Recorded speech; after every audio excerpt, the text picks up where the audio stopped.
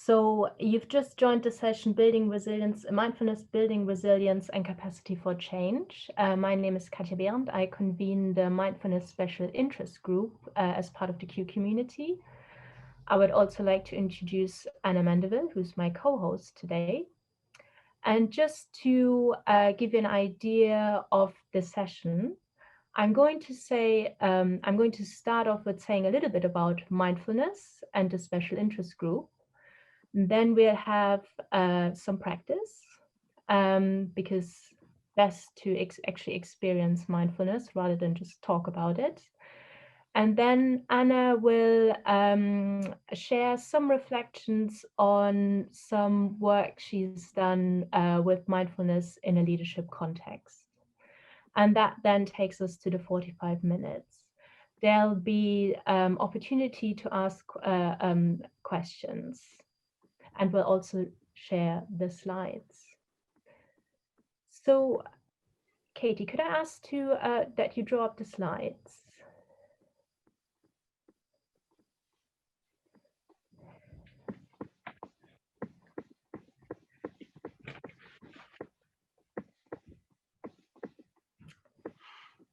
Yes. Actually, can I just get a wave of hands from everybody who has practiced mindfulness before? Just wave. Okay, there's a few people. That's good. It's not necessary to have had experience of mindfulness to join the session, but it's good for me to know. Good. Okay. So if we go to the next slide. Thank you. So what is mindfulness? There are different ways of talking about it. I quite like this quote from Jon Kabat-Zinn: mindfulness is a way of befriending ourselves and our experience. Sometimes mindfulness is described as a non-judgmental being present with your current experience, for example. There are different ways of talking about it. It's sort of like something that sounds really simple, but it's a lifetime's practice, really. And mindfulness, very originally, is based on a sort of Buddhist meditation practice, particularly coming from a Burmese tradition. And it's sort of then raised some interest about like what mindfulness and meditation in the wider sense does to the brain and how it affects the brain and how we are.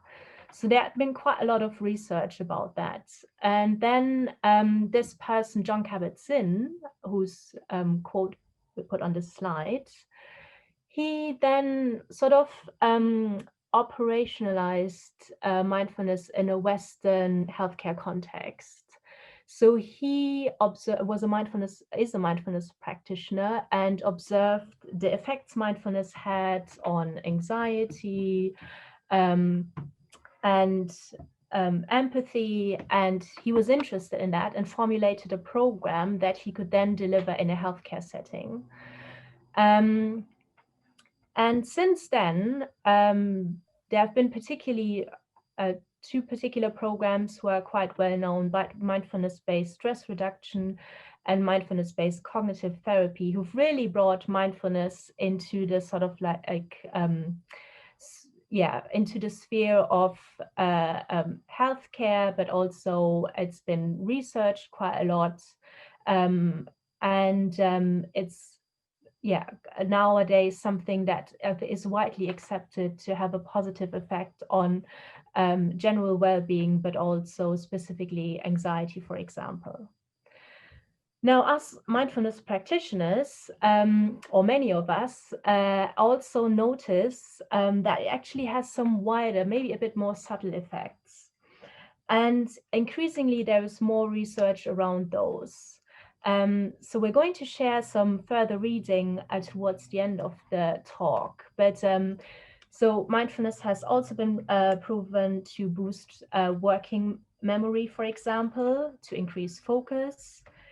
to lead to less emotional reactivity and more cognitive flexibility. And yeah, generally increase a sense of well-being. Now, all of those are quite interesting to us who work, for example, in a context like the NHS, where there's also a lot of organizational change going on at any one time. And so that's how this special interest group came together, because we're sort of interested in what are the wider effects, the sort of interpersonal dimension of mindfulness. And that's what the Mindfulness Special Interest Group looks at. And we're going to hear an example of how that could look like in a leadership context from Anna later. Yeah, so this what are a few things that I just wanted to say by way of an introduction. And now, as I said, it's really good to actually practice mindfulness and experience for yourself rather than just talk about it. So for the next 15-20 minutes, we're going to do a practice. And if you have not practiced mindfulness before, it's good if you're sitting somewhere quite comfortably and in a place where you won't be interrupted by people or your mobile phone, if you can. Then if you could move on to the next slide. Thank you. And then, yeah, try to sit upright, but comfortable. And you can close your eyes if you like to, but you can also keep your eyes open. And just take a moment to arrive.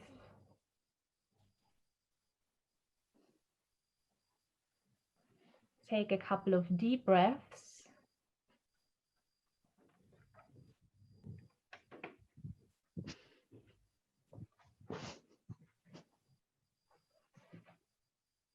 Feel your feet on the ground.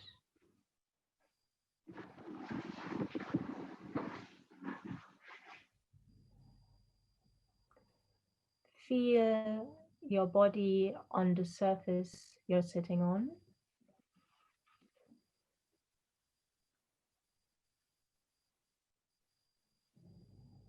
And then just notice your face. Feel into your face.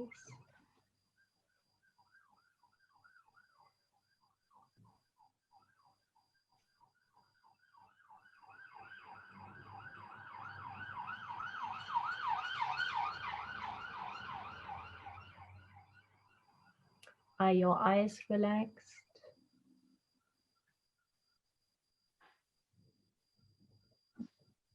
Is your jaw relaxed? Is your tongue relaxed?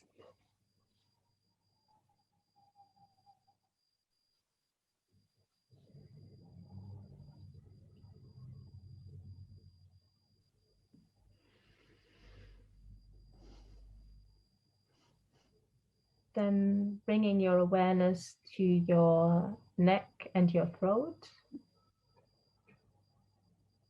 What can you notice?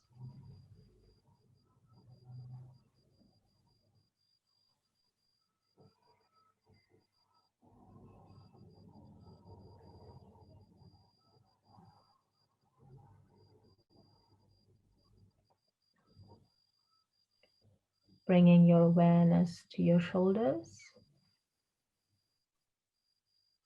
Notice if you're holding your shoulders. Can you let go a little bit more?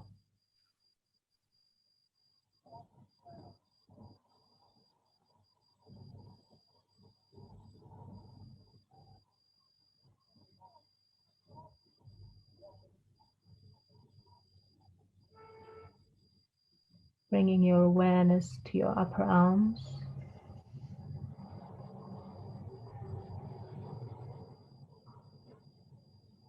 And your elbows.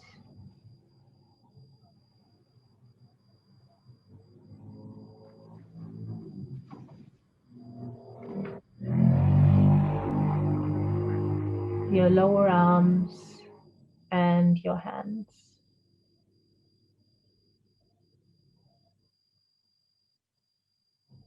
Notice the temperature of your hands.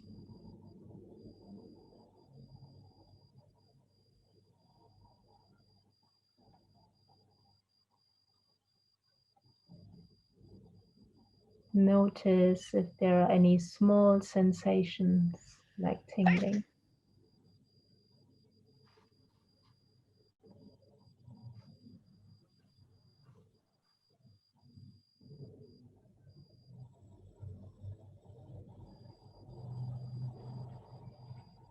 Then coming back to the shoulders and the upper back.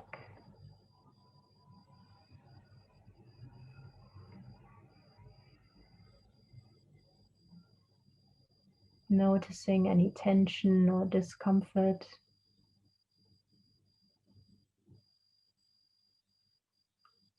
And if there is discomfort, can you bring some kindly awareness to it?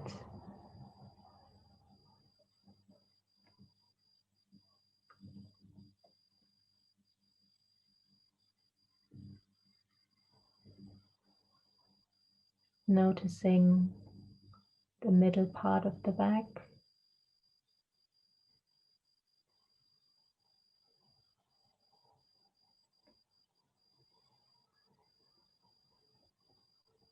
And the lower back.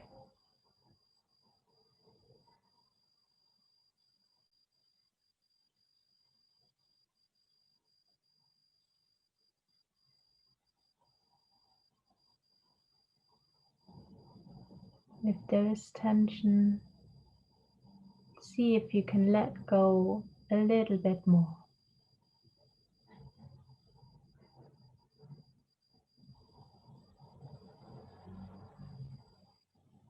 Then bringing your awareness to your chest.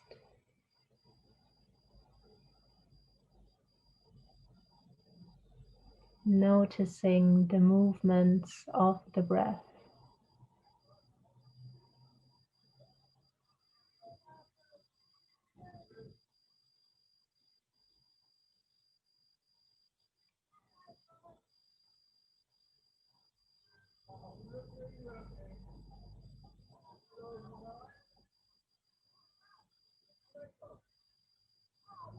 Bringing your awareness to your stomach and abdomen.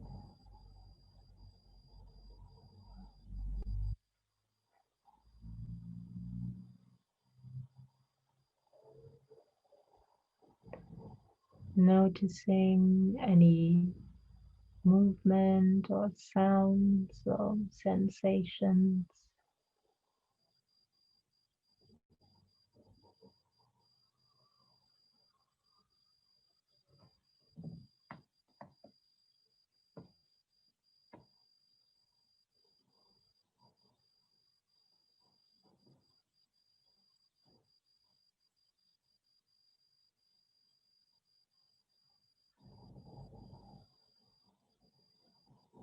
Bring your awareness to the pelvis.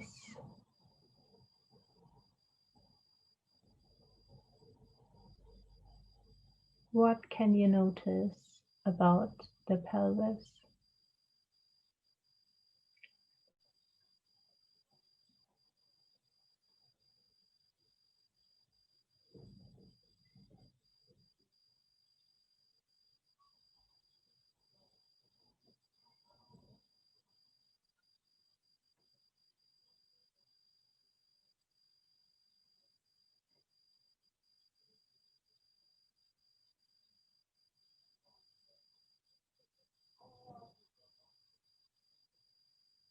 Bring your awareness to your hips. Notice the position of your hips.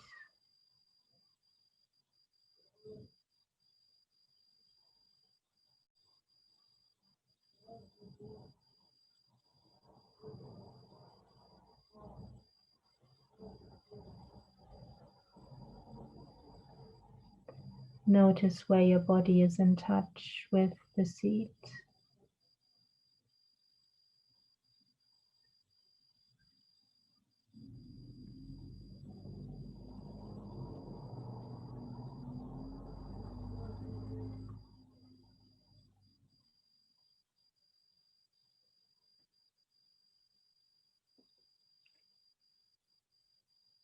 The upper legs with the big muscles in them.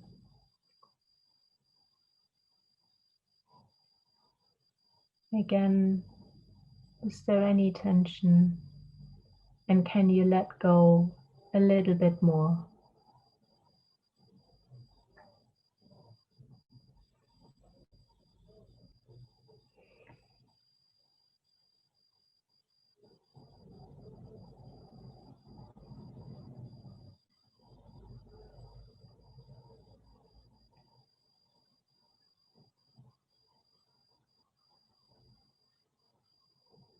Notice your knees. See if you can feel the skin on the back of your knees.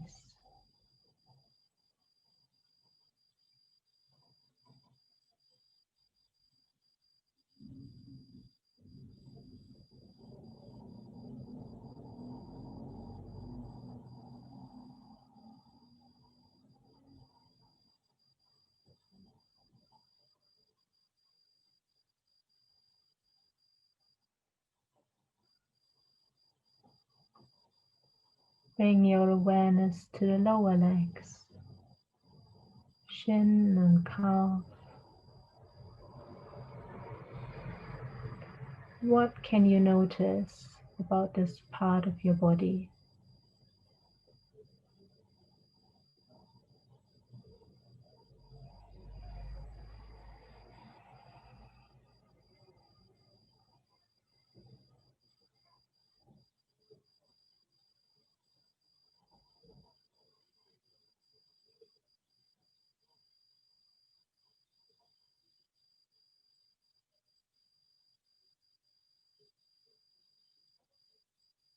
Bring your awareness to your ankles.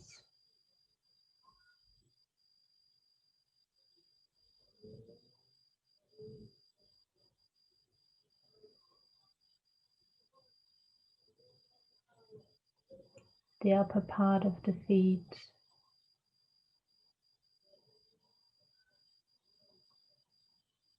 The soles of the feet.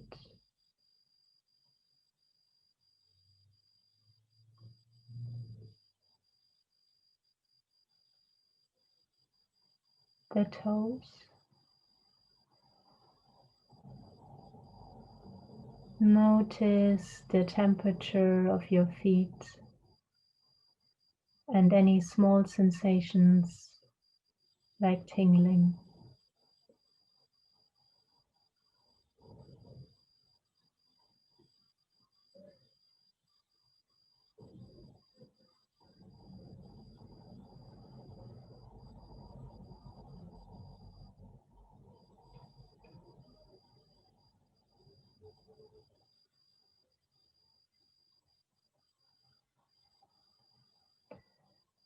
And then try to extend your awareness to include your whole body.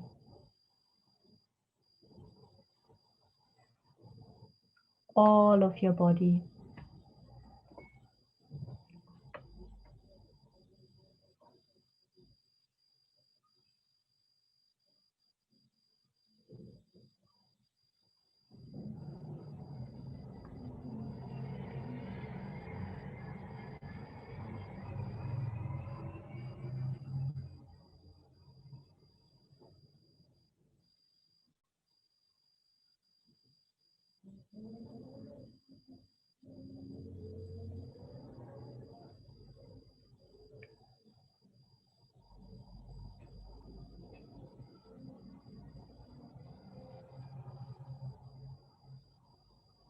And then bring your awareness to the breath and the movements of the breath in the body.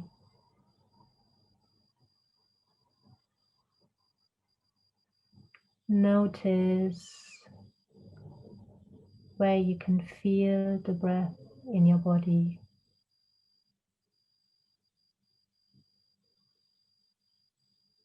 Might be your nose, your chest, your abdomen, maybe the pelvis, the back. Just follow the movements.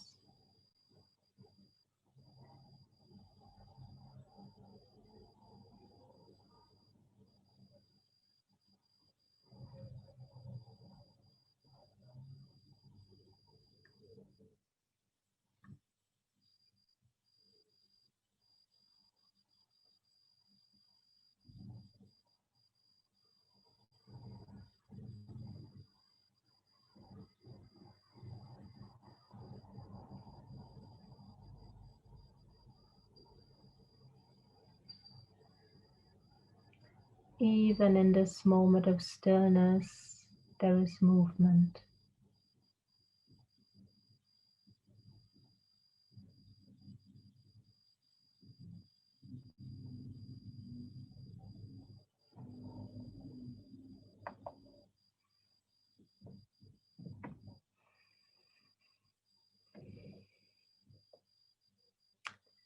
And then let go of any effort that you've been making. And just notice what's different. How are you now?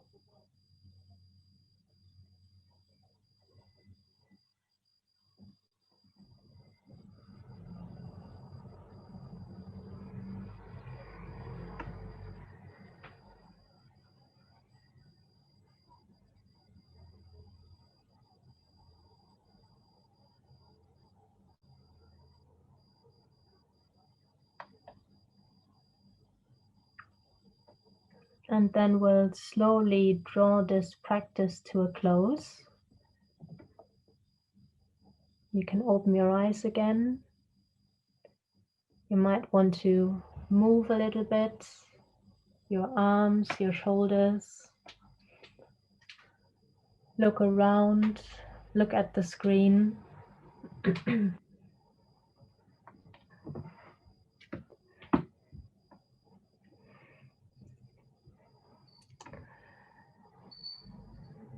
And then I just want to give the opportunity to a couple of people to, if you want to, share your experience of the practice. So to do that, if you could raise your hand on the participant function, so I know that you want to speak. Also, any questions are welcome.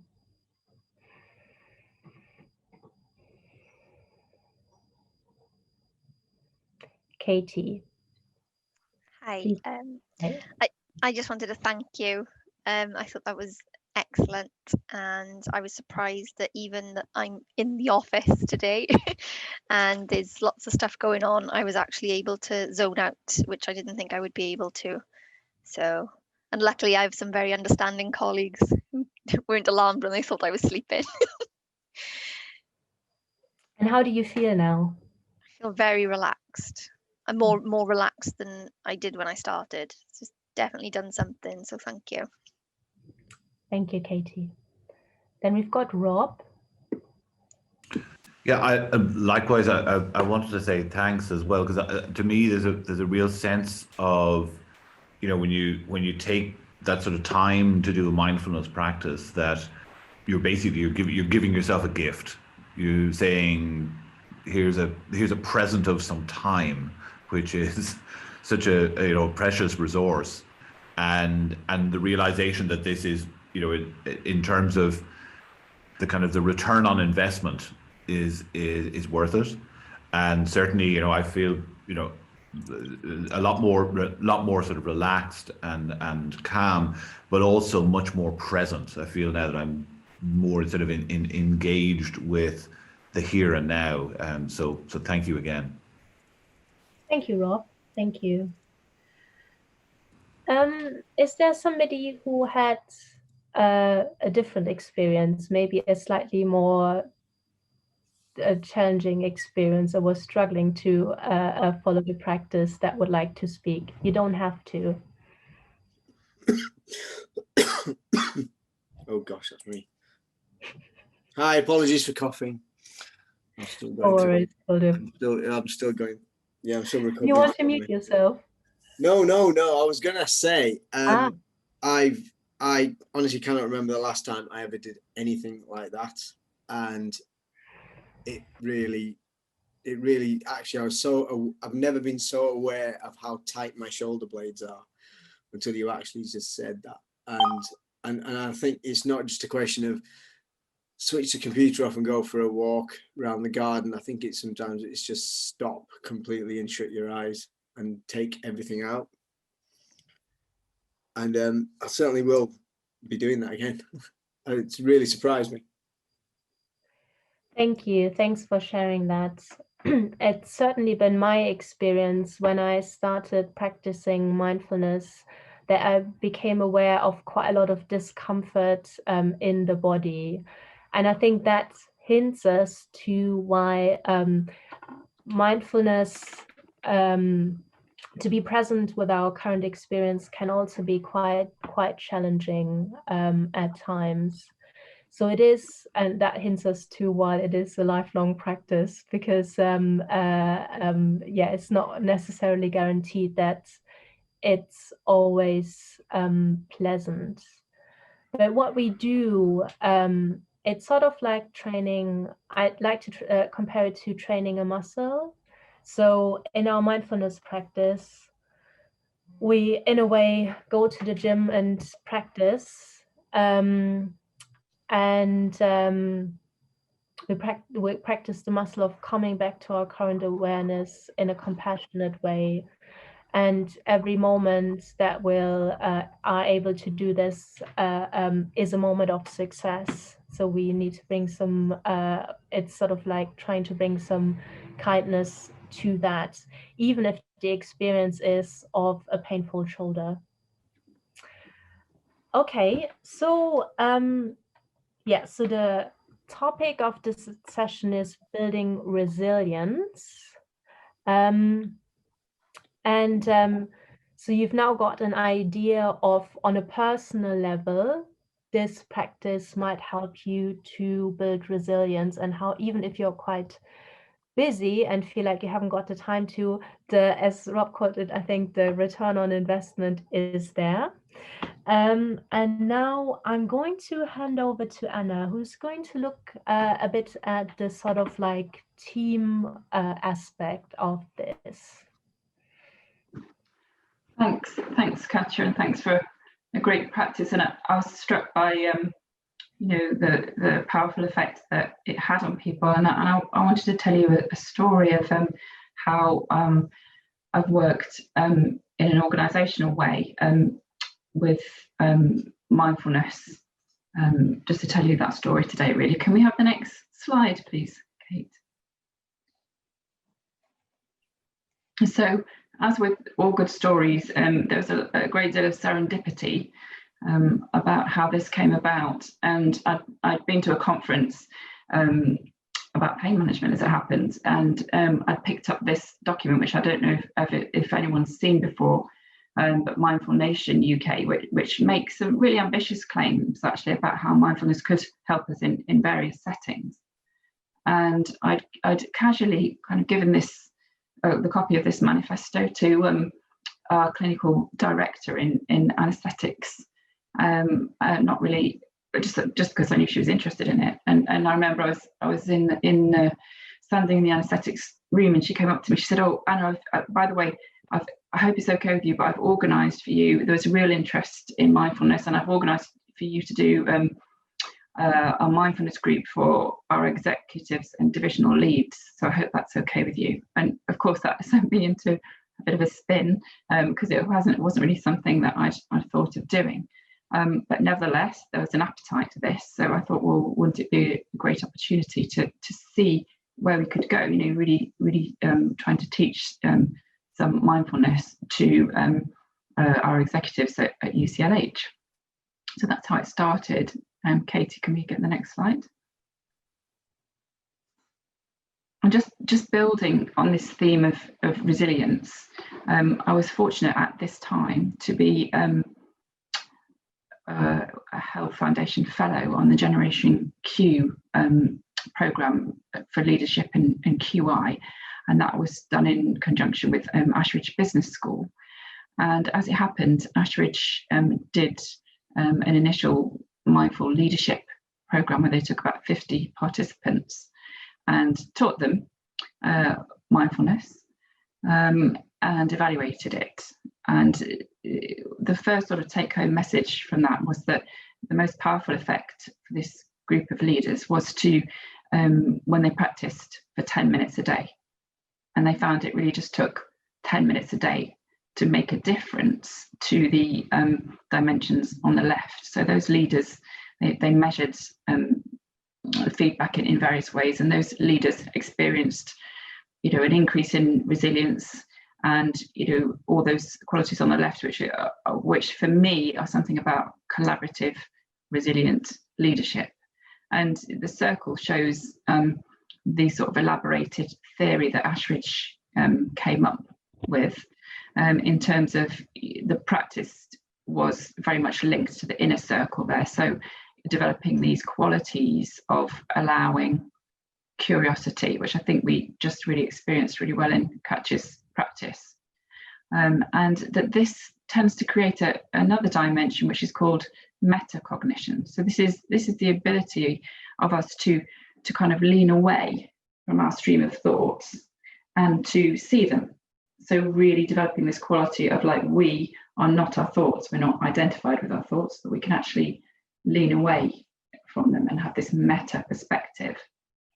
And what the theory says is that that's then linked really to a number of other cognitive and emotional changes, that once we've got this core skill that the 10 minutes practice gives us, we can find that we can regulate our emotions better. We're more able to be empathetic with others. It also sharpens our convergent thinking and our focus, and don't get so easily distracted. We're more adaptable, and that we can take multiple perspectives. So it helps us to bring complexity into our leadership. And that sort of then fans out into overall increased resilience, being more collaborative with others. And again, being able to navigate complexity, which we know is a key aspect of all our roles at the moment. So I kind of drew on this framework to take the project forward in UCLH. Can we get the next slide, Katie? So I thought I'd share with you that I formulated it into a program which we called Acting with Awareness, and because I thought it was really important to enroll people by inviting them really to increase their resilience and compassion, and that this being a resource for them in the challenging time. And this was pre-COVID. So that's really just a quick summary of the project, which I ended up actually doing as my thesis at Ashridge. And there's for people that are interested, there's some further reading that one can do around this framework at the end. But if we just go on to the next slide, great. So this, I just thought it'd be interesting to show you the people that took part in this programme. We had the Director of Human Resources, we had the Head of Chief of Nursing, we had Financial Director, Procurement Director, divisional managers, and the Head of Medical Learning and Development. So quite a number of people. They were a little bit self-selected in terms of some of the people that I would have loved to get into the room were actually quite difficult to get in there. But we did an 8-week mindfulness program. And actually, I think there's, can we just have a look, Kate, if you can go to slide 10, because I think there's something slightly gone wrong with the order there, and I wanted to show you in a little bit more detail what we did week by week. I think slide 10 shows the different breakdown of weeks, but if you can't see that easily, I can talk about it anyway.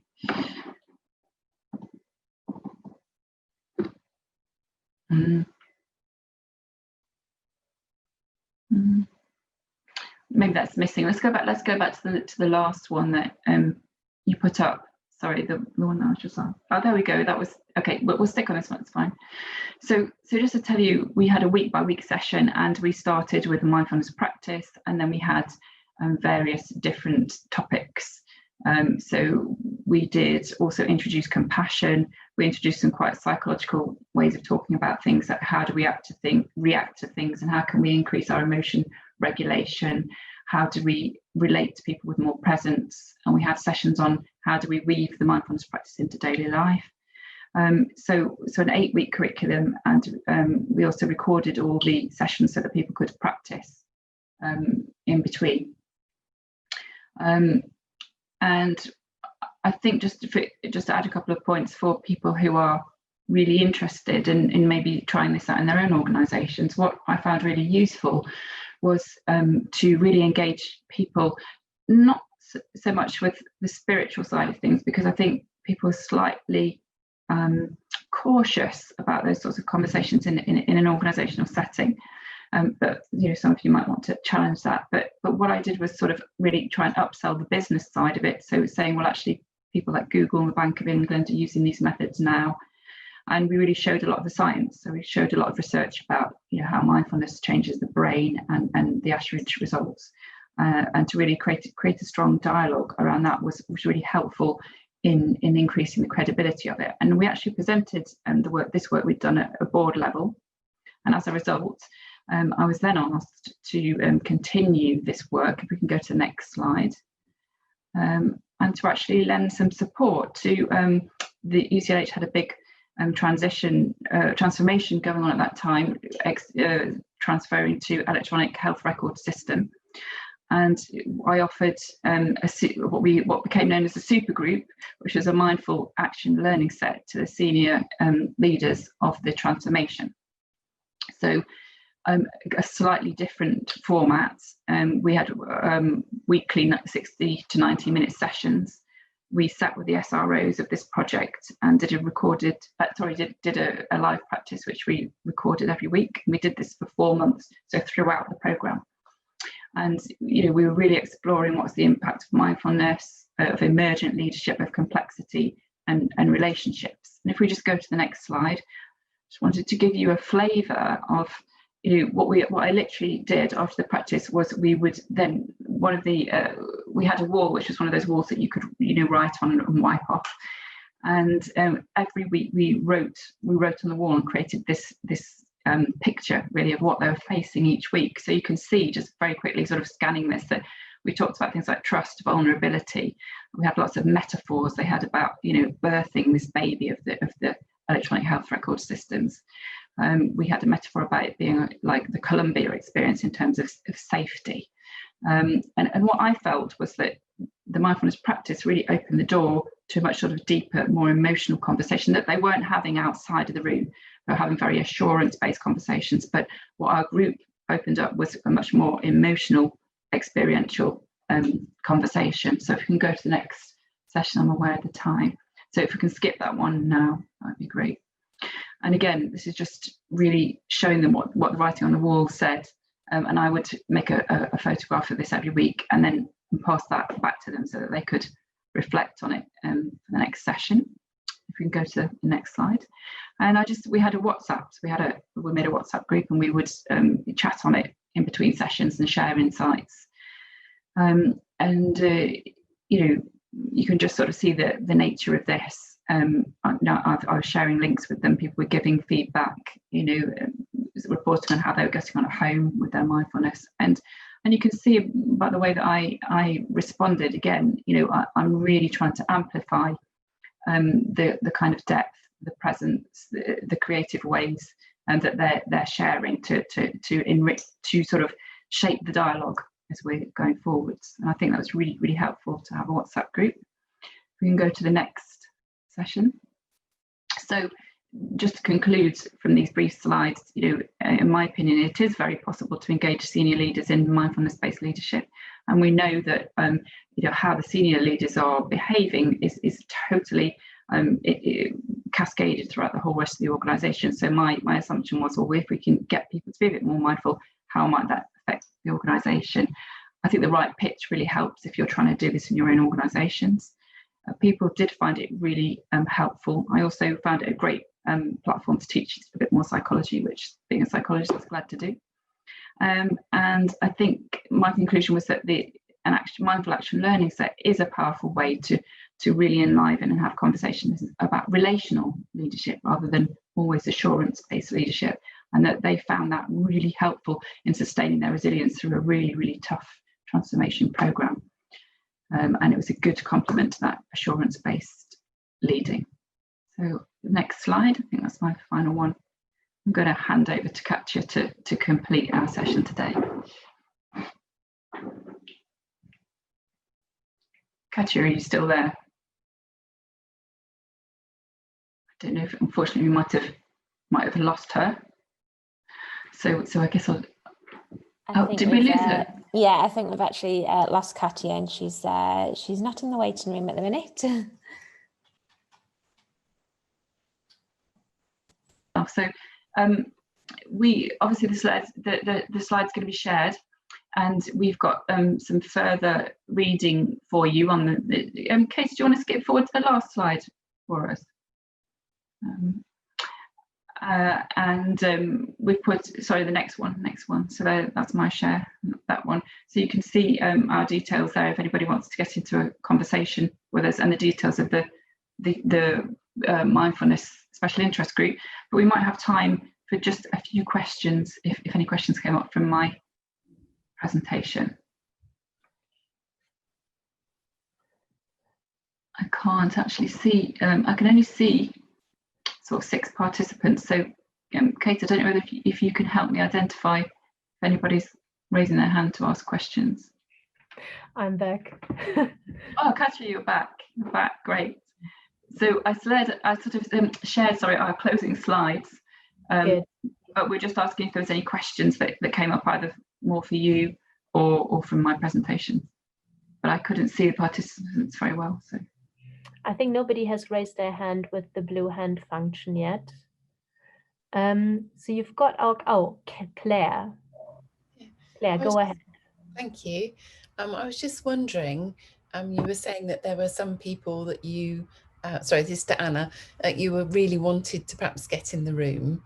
Have you tried again with those people? And if so, how did you lead them through the door, please? Well, luckily for me, for this question, I actually left the organisation, so I didn't have a chance to do that. But it's interesting, what would I do to get them through the door? I mean, I think what helped in having sort of first cohort was that people talked about it and said, oh, actually, it's been really interesting and it's been really good. So I think, there might be a sort of level of first responders that you can get, and maybe, the kind of talk from that would help. And in a sense, that's certainly the way that we got the second movement going around the AALS, because the execs were walking around and go, well, that's actually really good, and one of them was part of the work. So I think that really helped. But yeah, it's tricky. I mean, the only other ideas I can think of is like personal overtures. Do you know what I mean? Getting people with really good relationships just to say, look, we really want you to come. Will you give it a go?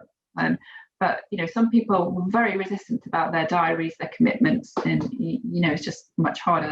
I don't know. I don't have the answers, unfortunately. The power of persuasion. Yeah. Thank you. Yeah, I would say that it's really difficult to force this on anyone, because it requires a lot of reflection and everything. So people need to be willing to give it a try. So I think we're about to wrap up. Thanks for joining the session, Anna. Thanks for your for talking about your project. And there will be a survey, I'm told. You're probably already used to this from other sessions. And I have also pasted some resources in the chat. So please do join our special interest group. look at the other talks on YouTube. And if you're interested in a particular topic or have got something that you would like to share or know of somebody who's doing some amazing work that that would really fit into this special interest group, do get in touch with us. And other than that, I can just say thank you for joining, and well done. Pat yourself on the back for practicing some mindfulness today.